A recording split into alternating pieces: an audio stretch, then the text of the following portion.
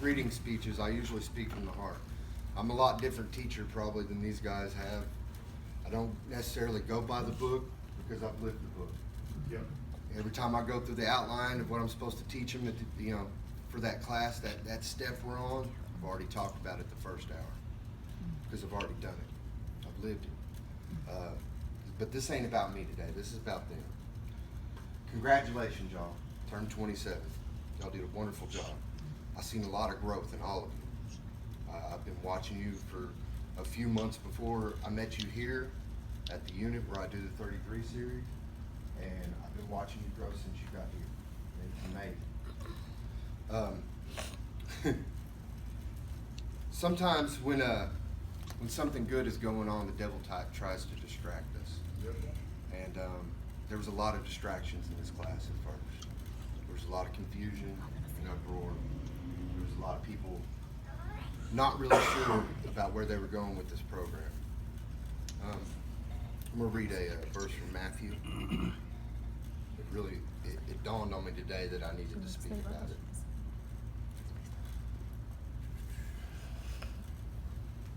Jesus told them another parable. The kingdom of heaven is like a man who sowed a good seed in his field. But while everyone was sleeping, his enemy came sowed weeds among the wheat and went away. When the wheat sprouted and formed heads, the weeds also appeared. The owner's servants came to him and said, "Sir, didn't you sow a good seed in your field? Where then did these weeds come from?" And he said, "An enemy did this." The servant asked him, "Do you want to go and pull them up?" He said, "No, because while you're pulling the weeds, you may uproot the wheat with them.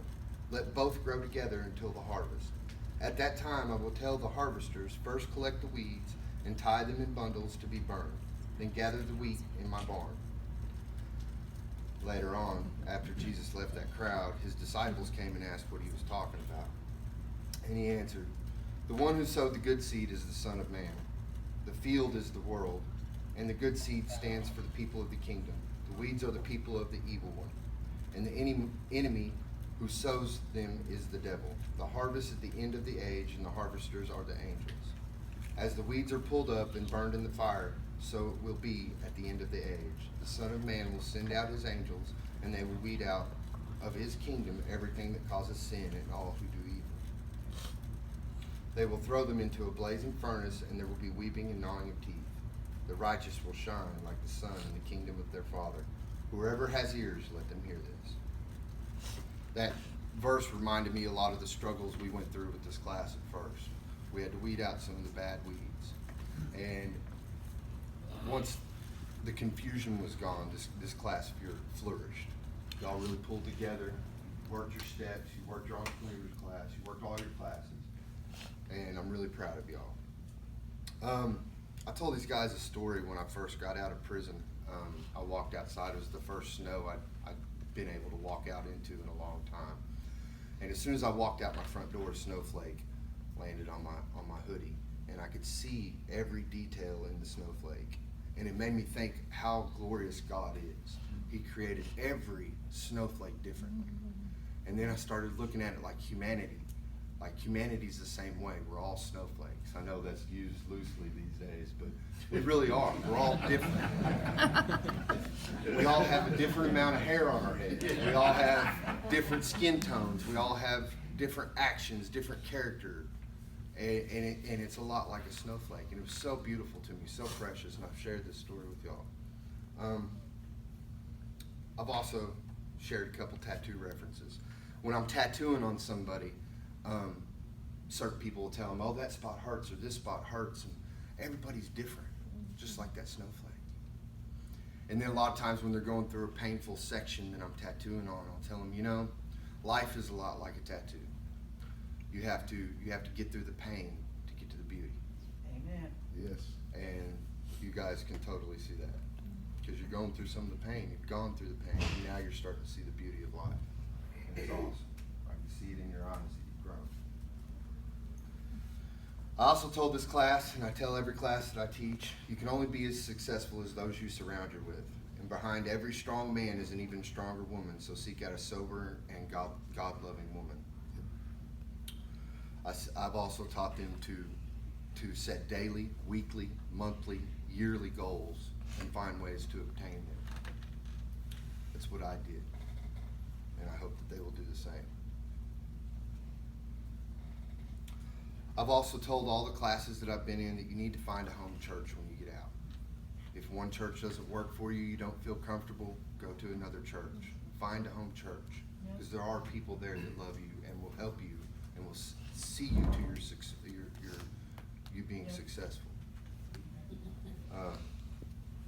The hard thing for me was when I first got out, I relapsed a few times because I found out a statistic that says only 3% of people that get off drugs without a support group stay sober.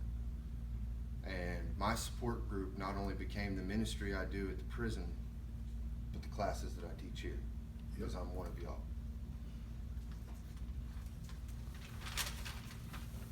One of the cool things that I came up with, I thought I was smart for this one. I kind of copied off the food pyramid. It's just how I saw it. It's how God revealed it to me. When I was in prison, I had to learn about self. You really got to worry about yourself because nobody else is worried about you. There's a lot of places that don't have programs like this. The real prison don't. They don't care. They're just putting you in there and throwing away the key till you get out. Or if you hopefully make parole, which a lot don't in real prison. At the top of the food pyramid of every class that I teach, I usually ask the class, what's your main driving force? And that's what I call it, my driving force pyramid. And almost everybody, even myself at one time, answered with my kids, my woman. It's not right. God has to be your top of your driving force pyramid.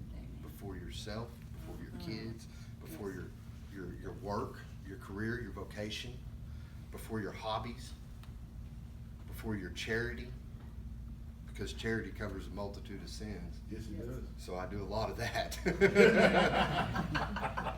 Even before your friends and your recovery, God has to come first.